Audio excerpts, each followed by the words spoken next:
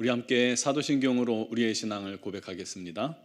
나는 전능하신 아버지 하나님 천지의 창조주를 믿습니다. 나는 그의 유일하신 아들 우리 주 예수 그리스도를 믿습니다. 그는 성령으로 잉태되어 동정녀 마리아에게서 나시고 본디오 빌라도에게 고난을 받아 십자가에 못 박혀 죽으시고 장사된 지 사흘 만에 죽은 자 가운데서 다시 살아나셨으며 하늘에 오르시어 전능하신 아버지 하나님 우편에 앉아 계시다가 거기로부터 살아있는 자와 죽은 자를 심판하러 오십니다. 나는 성령을 믿으며 거룩한 공교회와 성도의 교제와 죄를 용서받는 것과 몸의 부활과 영생을 믿습니다. 아멘. 찬송가 180장 찬양 드리겠습니다.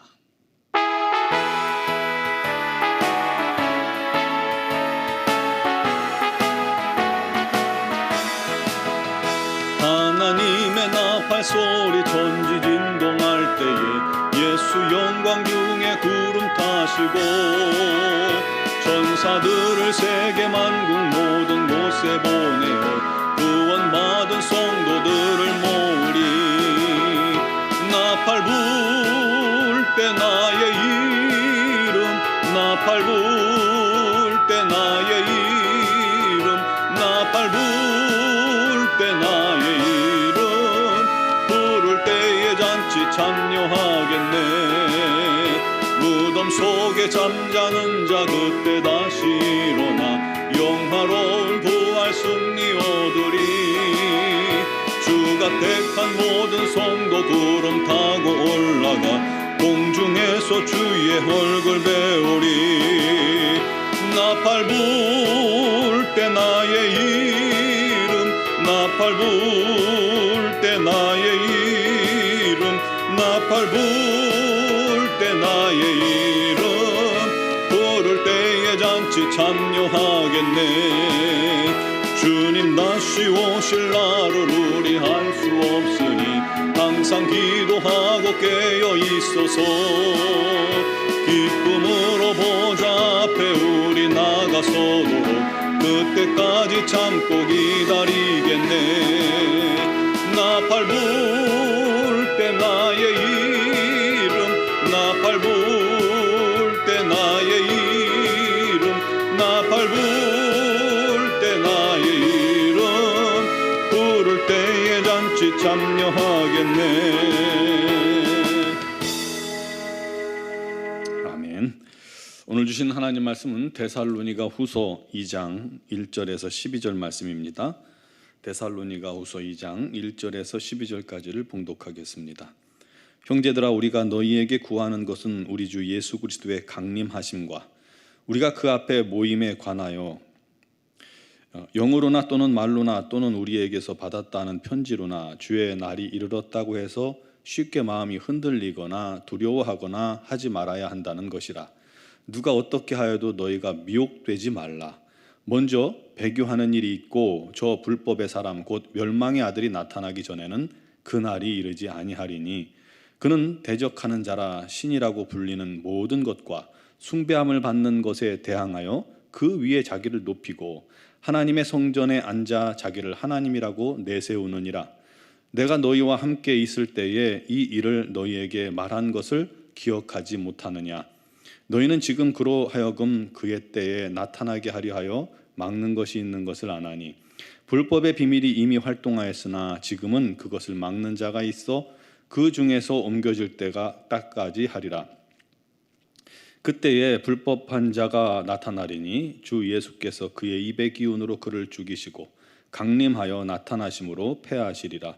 악한 자의 나타남은 사탄의 활동을 따라 모든 능력과 표적과 거짓 기적과 불의의 모든 속임으로 멸망하는 자들에게 있으리니 이는 그들이 진리의 사랑을 받지 아니하여 구원함을 받지 못함이라. 이러므로 하나님이 미혹의 역사를 그들에게 보내사 거짓 것을 믿게 하심은 진리를 믿지 않고 불의를 좋아하는 모든 자들로 하여금 심판을 받게 하려 하심이라. 아멘.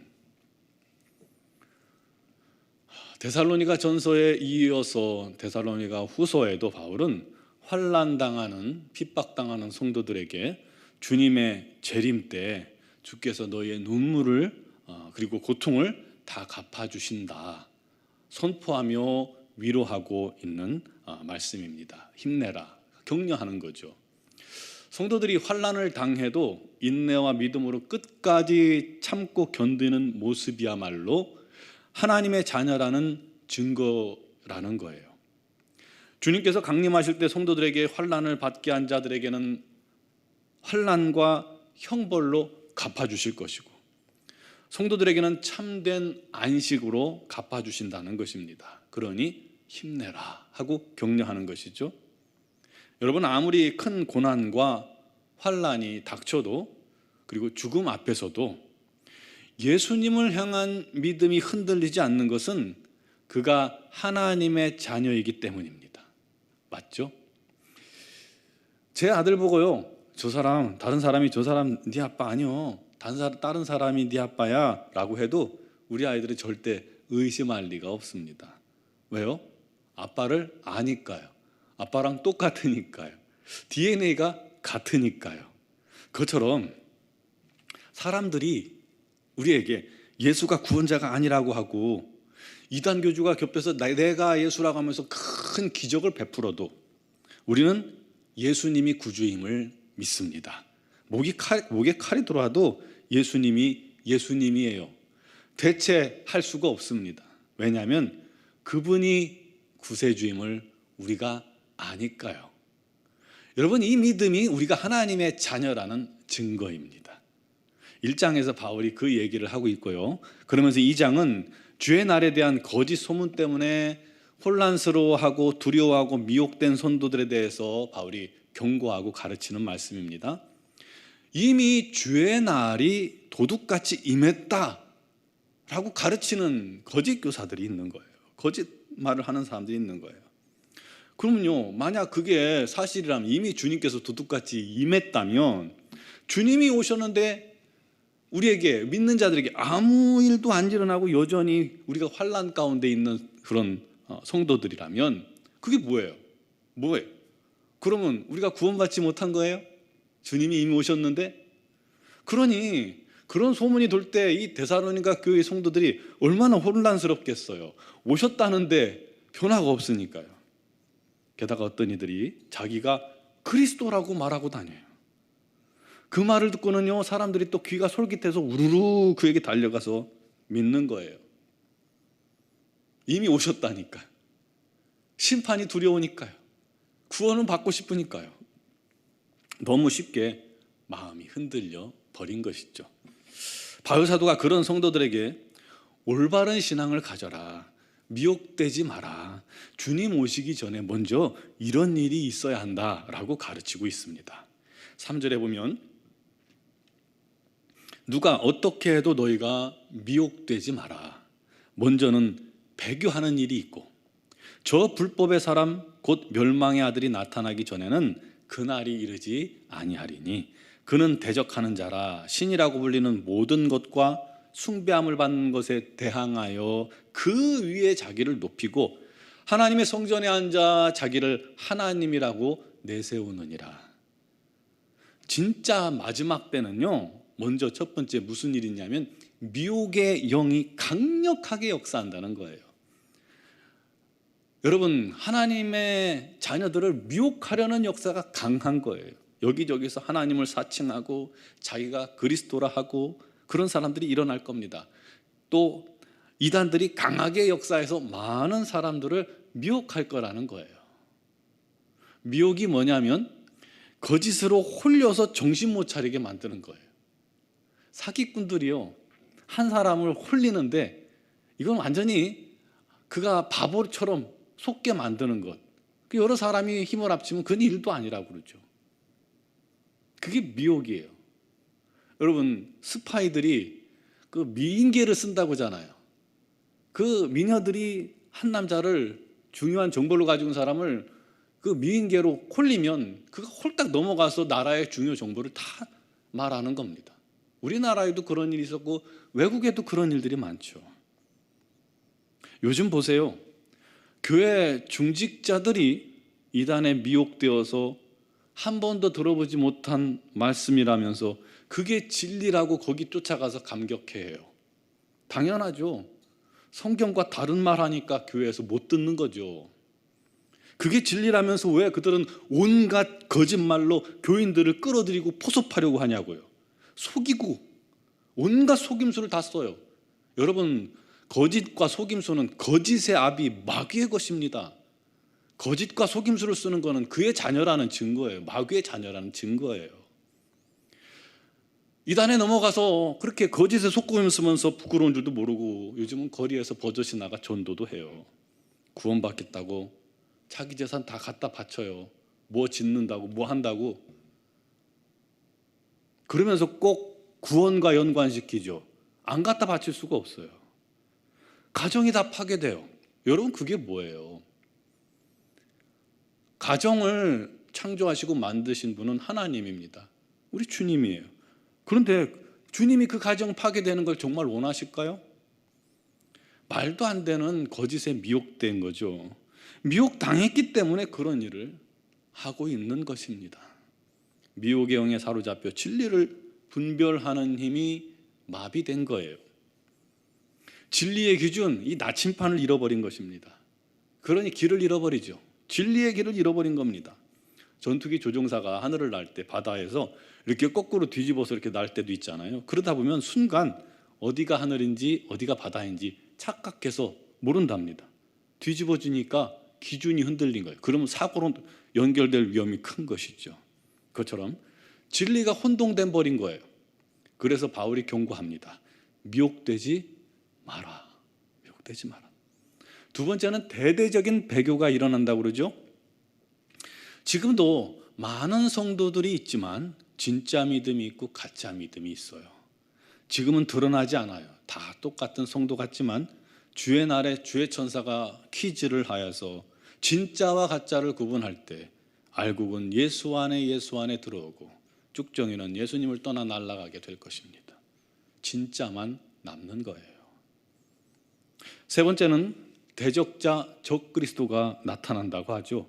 그가 나타나기 전에는 주의 날이 임한 게 아니라 바울이 그렇게 가르치고 있어요. 적그리스도가 큰 권능과 기적과 능력을 행하며 우상들을 밟아요. 우상들을 밟고 성전에 앉을 거예요. 거기서 자기가 하나님이라며 만민을 자기 발 아래 두려 할 것입니다. 그러나 그때 마침내 주께서 강림하셔서 그를 죽이고 모든 악한 것들과 불의한 자들을 심판하실 것이라는 거죠. 그전에는 아직 재림 때가 아니다라고 성도들을 가르치고 있는 겁니다. 여러분, 우리도 만약 적그리스도가 성전에 선 것을 본다면 주의 날이 정말 임박했다는 것을 깨닫고 전심으로 주님 맞을 준비해야 합니다. 그때가 언제일지 몰라요. 하지만 그럼 언제일지 모르니까 뭐 예수님 이후도 2000년 동안 그런 소리 했지만 아직 안 왔으니까 그냥 그때 가면 진짜 그런 일이 생기면 그때 합시다. 아니에요. 지금 준비하지 못하면 그때 분별을 할 수가 없는 거예요. 지금 준비하지 않으면 그땐 늦어요. 왜냐하면 은혜의 문이 닫히고 구원의 문이 닫히기 때문입니다. 지금이 준비할 때입니다. 지금 우리가 깨어 있을 때입니다. 그리고 기도할 때입니다. 우리 모두 기도를 통해서 성령 충만함을 얻고 거룩한 삶을 살며 그날을 준비하는 지혜로운 다섯 처녀 같은 그런 성도들이 되기를 주님의 이름으로 축원합니다. 기도드리겠습니다. 사랑하시는 아버지, 지금도 미혹의 영이 강력하게 역사하고 있고 지금도 많은 사람들이 진리를 분별하지 못하여 어두움을 쫓아가고 있습니다. 주님을 떠나가고 있습니다. 이런 안타까운 현실에 믿는 자들이 더욱더 깨어있게 하시고 주님 맞을 준비하는 지혜로운 다섯 처녀와 같이 날마다 기도로 성령의 충만함을 얻고 거룩한 삶을 통해서 주님 앞에 서는 자들이 되게 하여 주시옵소서. 아버지 하나님, 미혹의 영이 역사할 때 더욱더 진리를 가르치사 진리 안에 굳게 서서 흔들리지 않게 하여 주시옵소서. 많은 영혼들이 주님을 떠나갈 때도 끝까지 주님 앞에 서는 자들이 되게 하여 주시옵소서. 어둠의 권세, 악한 권세가 득세할 때에 더 주님만을 바라보며 기도하게 하여 주시옵소서. 주님 다시 오시는 그날 마라나타 외치며 주님을 환영할 수 있는 믿음의 자녀들이 다 되도록 인도하여 주옵소서. 지금도 삶 속에 있는 여러 가지 환난과 고통 중에서도 오직 주님만을 바라보며 승리하게 하여 주시옵소서. 우리 노원중앙교회가 진리의 공동체, 믿음의 공동체, 사랑의 공동체가 되어 힘써 서로 하나 되며 모이기를 힘쓰며 믿음에 굳게 서서 주님의 뜻만을 순종하는 거룩한 공동체가 되게 하여 주시고, 미얀마 yangon 한인중앙교회도 동일한 은혜로 충만케 하시고 우리 선교사님들에게 건강과 능력과 권능을 더하여 주시옵소서. 오늘도 믿음으로 주 앞에 간구하는 모든 기도를 주님께서 들으시는 줄 믿습니다. 역사하시고 응답하시되, 특별히 육신의 질고로 말미암아 어려움 당하고 경제적인 어려움을 당하고 여러 가지 사정과 형편을 주님께 아뢰을 때 주님 치유하시고 우리 하나님의 놀라운 은혜를 더하시고 그 심령이, 그 가정에 기쁨과 감사가 넘치게 하여 주시옵소서. 감사하옵고 예수 그리스도의 이름으로 기도드리옵나이다. 아멘.